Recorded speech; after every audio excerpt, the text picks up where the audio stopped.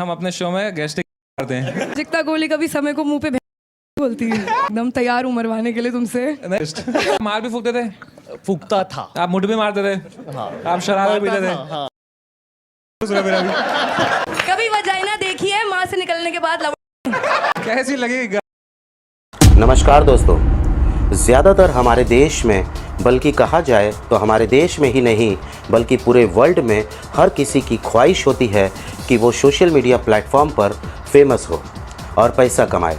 कोई social media platform को गलत इस्तेमाल करके पैसा कमाता है तो कोई सही तरीके से पैसा कमाता है, तो कोई सालों साल तक मेहनत करते रहता है लेकिन कुछ हासिल नहीं कर पाता। फेम, नेम और पैसा जब किसी के पास आता है तो उसे कुछ लोग अच्छे से संभाल लेते हैं और कुछ लोग संभाल नहीं पाते। अंधे हो जाते हैं इस फेम, नेम और पैसे के चक्कर में, और उसी अंधेपन में उनकी ज़ुबान पर भी उनका बस नहीं रहता और कभी भी किसी भी वक्त किसी भी सोशल मीडिया प्लेटफॉर्म पर किसी को भी कुछ भी बोल जाते हैं और कुछ ऐसा कर जाते हैं जो कि एक झटके में उन्हें और उनकी इमेज को सोशल मीडिया प्लेटफॉर्म लोगों के सामने गिरा देती है। जिस इमेज को बनाने के लिए उन्होंने बहुत मेहनत की थी, उसी सोशल मीडिया प्लेटफॉर्म पर वो गिरते नज़र आते हैं। अब इसे नादानी कहें या कुछ और। मीडिया रिपोर्ट के मुताबिक हाल ही में ऐसा कुछ देखने मिला जहां एक साथ 30 से 40 सोशल मीडिया इन्फ्लुएंसर्स के ऊपर महाराष्ट्र साइबर सेल ने केस रजिस्टर किया, जहां इंडियाज़ गॉट टैलेंट के एपिसोड नंबर 1 से 6 के जजेस के ऊपर केस रजिस्टर किए जाने की खबर आ रही है। ना ही महाराष्ट्र में बल्कि हमारे भारत देश के अलग अलग राज्य में साइबर सेल ने इंडियाज़ गॉट टैलेंट शो के जजेस के ऊपर केस रजिस्टर किया है। ये सब की शुरुआत क्यों हुई, किस पे हुई और कब हुई? दोस्तों, हम सभी ने इंडियाज़ गॉट टैलेंट शो के बारे में बहुत सारी बातें सुनी और देखी होंगी, जो कि कुछ महीनों से यूट्यूब पर ही नहीं बल्कि हर सोशल मीडिया प्लेटफॉर्म पर बहुत ही चर्चित है उनके डार्क कॉमेडी को लेके। इंडियाज़ गॉट टैलेंट शो ये एक ब्लैक कॉमेडी के नाम पर ऐसा शो है जहां एक अंधेरे कमरे में कुछ जजेस कंटेस्टेंट को मिल के अनाप शनाप सवाल पूछते हैं, अनाप शनाप गालियां देते नज़र आते हैं उनके एक्ट और उनके पर्सनल लाइफ को लेके, जिसे ये लोग और इनके टीम कैमरे में रिकॉर्ड कर यूट्यूब पर अपलोड कर ढेर सारा पैसा कमाते हैं व्यूज़ और मेंबर्स सब्सक्रिप्शन के नाम पर। इंडियाज़ गॉट टैलेंट का एक लेटेस्ट एपिसोड नंबर 6 जैसे ही अपलोड किया जाता है समय रैना द्वारा उनके समय रैना यूट्यूब चैनल पर, जिसे देखने के बाद इसके मीम्स, इसके शॉर्ट एक आग की तरह सोशल मीडिया प्लेटफॉर्म पर फैलने लगी, जिसे देख हमारे देश के लोगों ने बहुत नाराज़गी जताई जजेस पर, जिसमें जजेस के रूप में शामिल थे जसप्रीत सिंह, अपूर्वा मुखीजा, आशीष चंचलानी, रणवीर इलाहाबादिया और समय रैना। इन सभी के अच्छे खासे सोशल मीडिया प्लेटफॉर्म पर फॉलोअर्स हैं और सब्सक्राइबर्स भी। दोस्तों, यह शो का एपिसोड तब ज़्यादा चर्चा में आया जब इंडिया के number 1 podcast YouTube channel Ranveer Allahbadia, जिनके पॉडकास्ट में बड़े बड़े अभिनेता, नेता, डॉक्टर, IPS अधिकारी और भी बहुत सारे लोग नज़र आते थे और आते भी हैं, जिनकी एक अच्छी इमेज थी लोगों के बीच, अच्छे फॉलोअर्स और सब्सक्राइबर हैं। कई लोगों के लिए वो एक रोल मॉडल थे, कई लोग उनकी तरह बनने की ख्वाहिश और सपना देखते थे। इतना ही नहीं बल्कि हमारे देश के प्रधानमंत्री श्री नरेंद्र मोदी जी ने भी एक अवार्ड से नवाजा था उन्हें, जो कि अब एक झटके में ख़त्म होते नज़र आ रहा है। वो गेस्ट के रूप में गए इंडियाज़ गॉट टैलेंट शो में और फ्लो में मजाक में ऐसा मजाक कर दिया जिसे सुन आप और हम कहेंगे कहाँ रह गई कमी पर।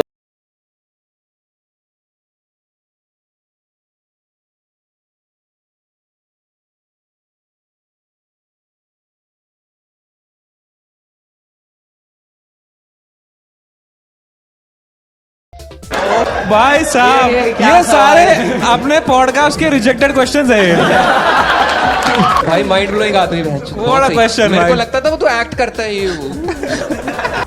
वही रणवीर इलाहाबादिया ने अपने नए स्टूडियो के ओपनिंग में सबसे पहले अपने माँ का इंग्लिश पॉडकास्ट में सवाल पूछा था कि हैज़ अ पेरेंट्स आपने सबसे बेस्ट चीज़ क्या करे थे मेरे लिए, जिसका जवाब देते हुए रणवीर की मां ने भी कहा डिसिप्लिन सिखाया। What's the best thing you did for me as a parent, according to you? I disciplined you. और वही सिखाए गए डिसिप्लिन को शायद रणवीर इलाहाबादिया ने इंडियाज़ गॉट टैलेंट के शो में बता दिया कि कौन सा डिसिप्लिन सीखा उन्होंने।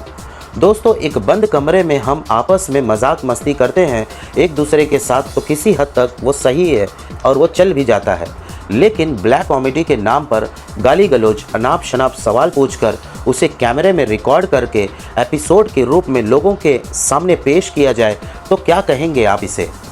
और शो में जजिस के रूप में वहीं एक और मोहतरमा भी थी जिनका नाम अपूर्वा मुखिजा है, जो एक लेडी होकर एक कंटेस्टेंट जो शादीशुदा था उसकी वाइफ को स्टेज पर बुला के सबके सामने बोलती हैं, मैं भी एक लड़का ढूंढ रही हूँ जिसकी हाइट आपके पति जितनी होनी चाहिए, यानी कि 6 फीट 4 इंच, और हाइट के साथ साथ उसका 6 इंच का होना चाहिए पैंट के अंदर।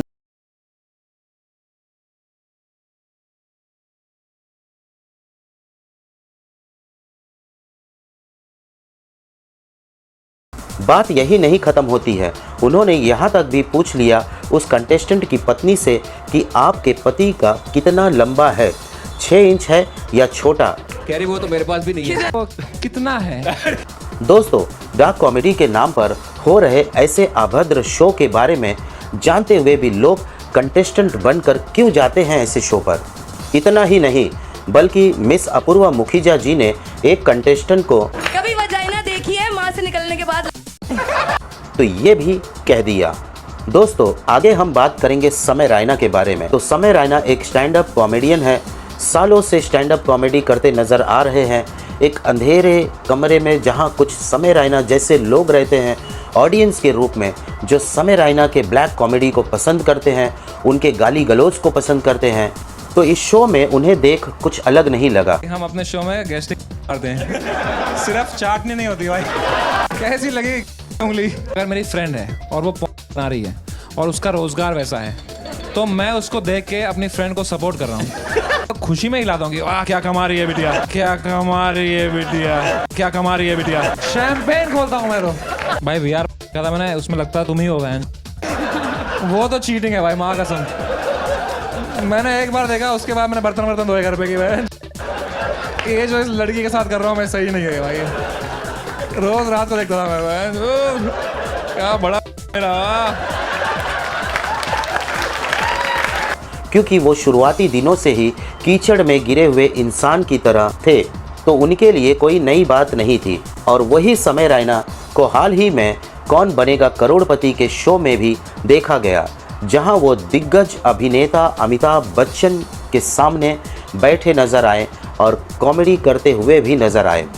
और यही बात लागू होती है जसप्रीत सिंह पर भी, क्योंकि वो भी समय रैना की तरह स्टैंड अप कॉमेडी करते हैं, अपनी अनाप शनाप बातों से लोगों का दिल जीतते हैं एक बंद अंधेरे कमरे में, तो उन्हें भी देख कुछ नया नहीं लगा।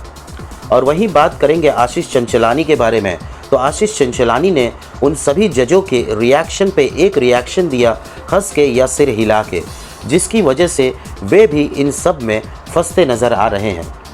दोस्तों, इस एपिसोड के रिलीज़ होने के बाद सबसे ज़्यादा नुकसान हुआ है तो रणवीर इलाहाबादिया का। रणवीर इलाहाबादिया शायद अपने आप को कोस रहे होंगे कि मैं क्यों गया इंडियाज़ गॉट टैलेंट शो पर जज के रूप में। इस शो के रिलीज़ होने के बाद जब लोगों ने इस शो को नापसंद किया, तरह तरह की बातें हुई, तो रणवीर इलाहाबादिया ने एक अपोलॉजी वीडियो अपलोड कर सोशल मीडिया प्लेटफॉर्म पर माफ़ी मांगी हमारे देश के जनता से। अब इस एपिसोड के रिलीज़ होने के बाद समय रैना के इंडियाज़ गॉट टैलेंट शो की मुश्किलें बढ़ते नज़र आ रही है। न केवल समय रैना की, बल्कि इंडियाज़ गॉट टैलेंट शो पर जितने भी जजिस आए हैं उन सभी की मुश्किलें बढ़ सकती हैं। इस पूरी वीडियो को देख और सुन आप क्या कहेंगे, अपनी राय कमेंट कर ज़रूर बताएं हमें। और ऐसी ही जानकारी पाने के लिए आप हमारे YouTube channel fight against crime and illegal activities से जुड़े रहें। धन्यवाद।